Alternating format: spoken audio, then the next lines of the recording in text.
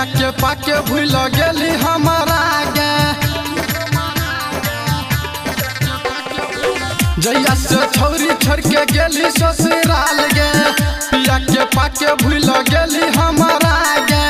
किया न हमारा से बात करे छी सैया के छोड़ के जल्दी आना हमरा मन नहीं लगे छो सैया के छोड़ के जल्दी आना हमरा मन नहीं लगे छो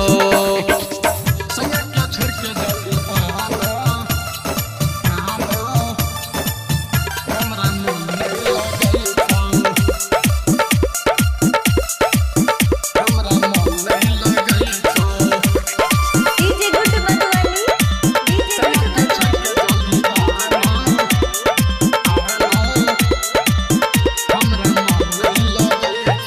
कहिया तू बोल जाना ए भी ससुराल गे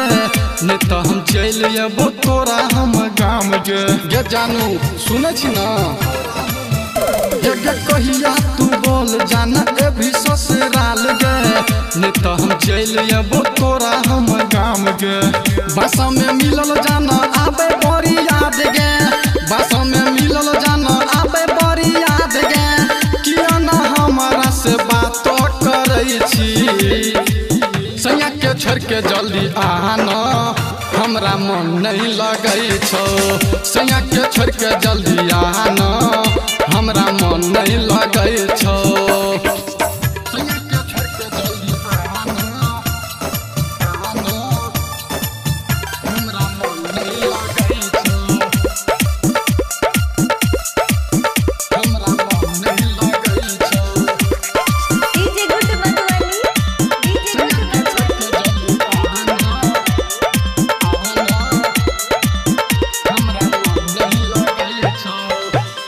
सैया के संग में जाना है भी बड़ी खुश गे